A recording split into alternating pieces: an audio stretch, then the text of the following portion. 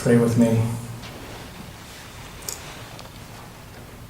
Once again, may these words that I speak be grounded in my soul, encouraged by the God presence in me, and may these words that you hear be captured by your soul, enlivened by the God presence in you. Amen.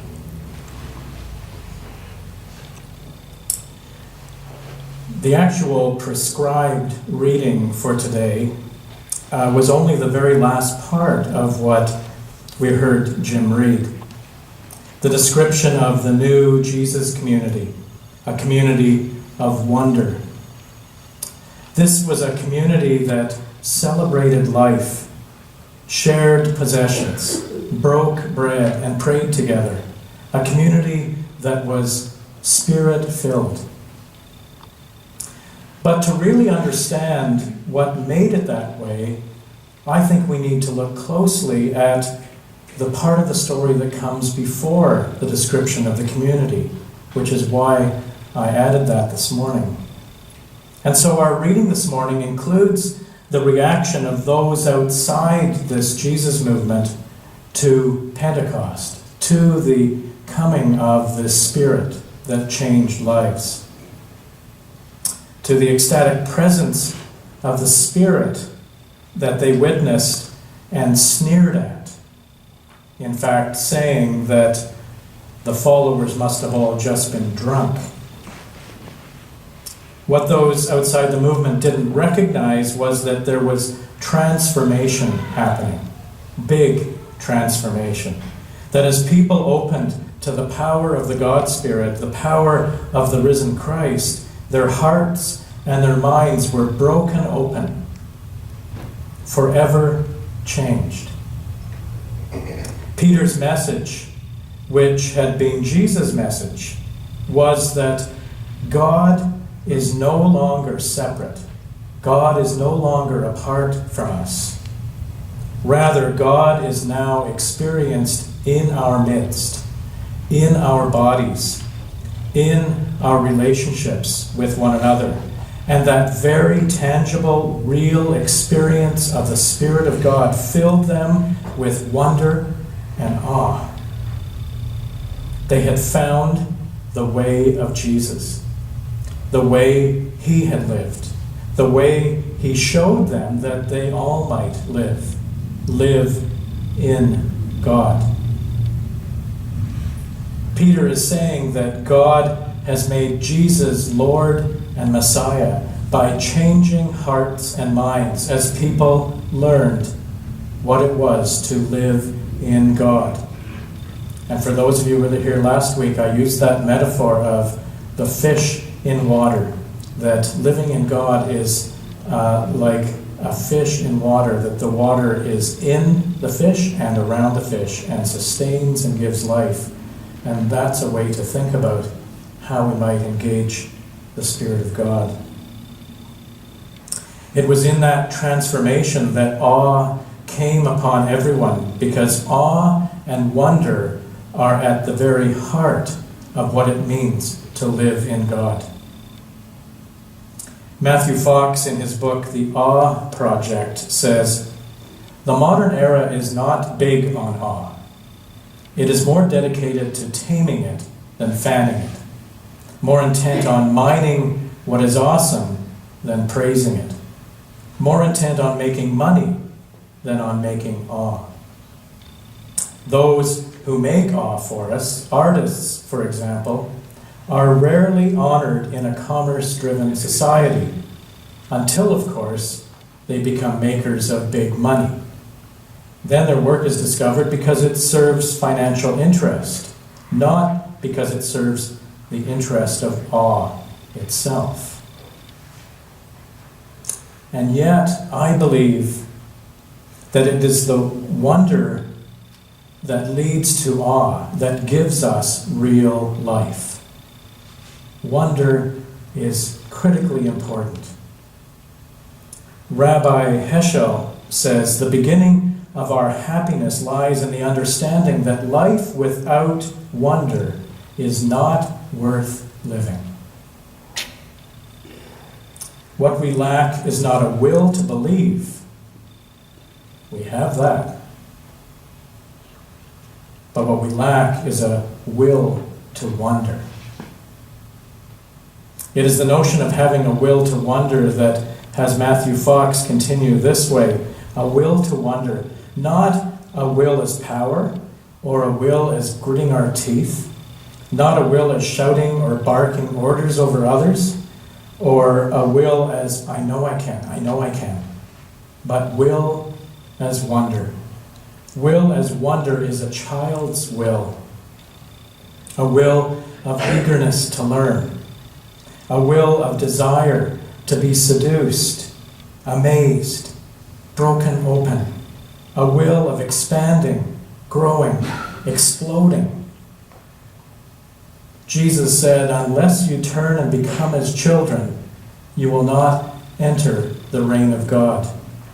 Adults need to relearn wonder and the awe that goes with it. People in the ancient world, people in the time of Jesus, still lived with wonder. All creation was full of wonder. We hadn't explained much of it away yet. They knew what it was to be in awe. This is why I believe it was an easy step for those early followers to become a community of wonder. Easter changed how they lived. Jesus died, but his Spirit, God's Spirit, lived.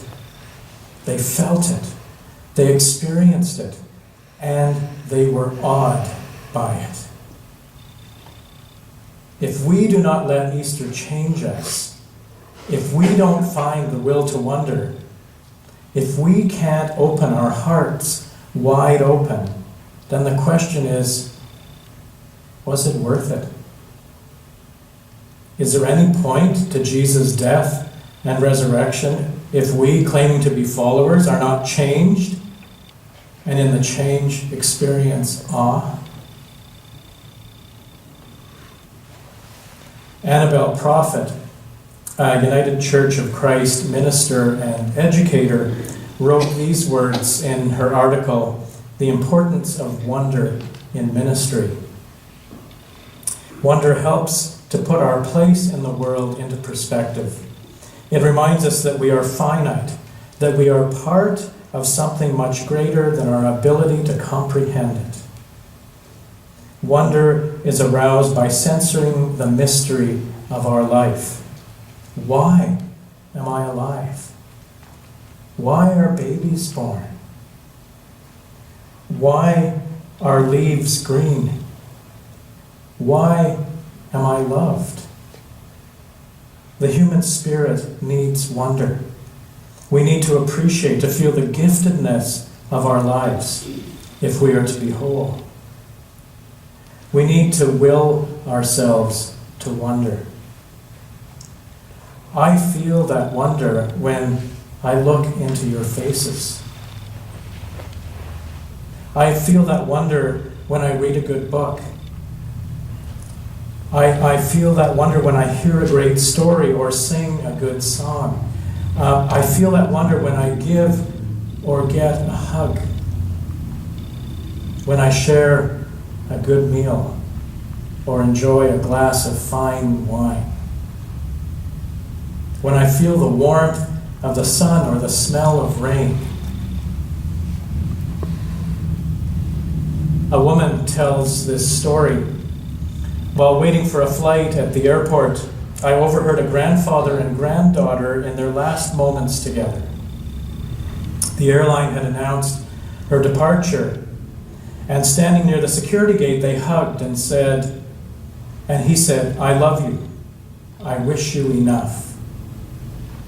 She in turn said, Grandpa, our time together has been more than enough. Your love is all I ever needed. I wish you enough too, Grandpa. They kissed and she left. He walked over toward the window where I was seated. I could see he wanted and needed to cry.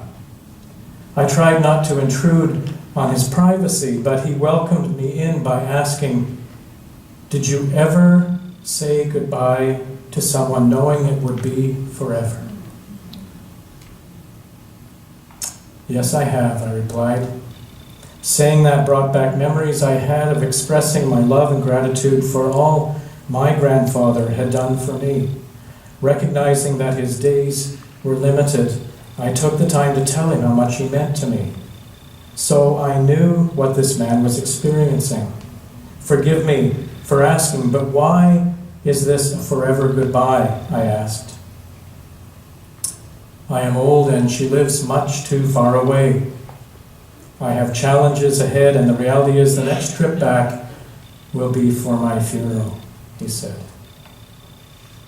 I paused for a moment and then said, when you were saying goodbye, I heard you say, I wish you enough. May I ask what that means? He began to smile. That's a wish that has been handed down from other generations. My parents used to say it to everyone.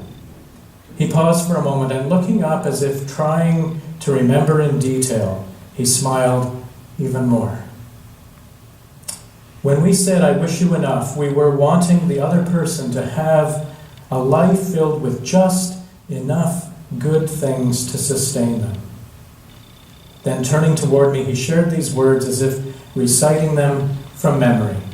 I wish you enough sun to keep your attitude light. I wish you enough rain to appreciate the sun more.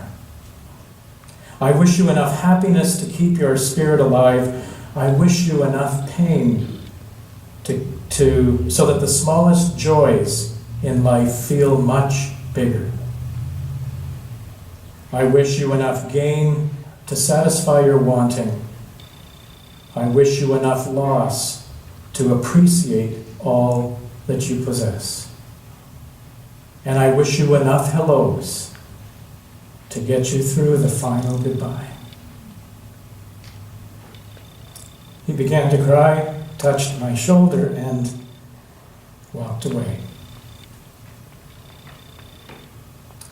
That ancient community was a community that loved together and cared together and shared together so that everyone would have enough.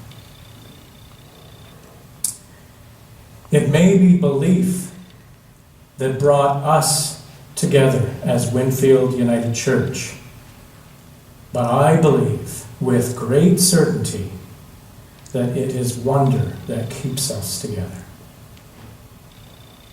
The wonder of support and care, the wonder of food shared, the wonder of laughing and crying together, the wonder of welcoming the stranger and saying goodbye to friends, the wonder of enough. We need to direct our wills to wonder, that we might discover our own individual awesomeness and the awesomeness of this community and the overwhelming awesomeness of all of creation. That is Easter. That is living in God. That is the wonder of community.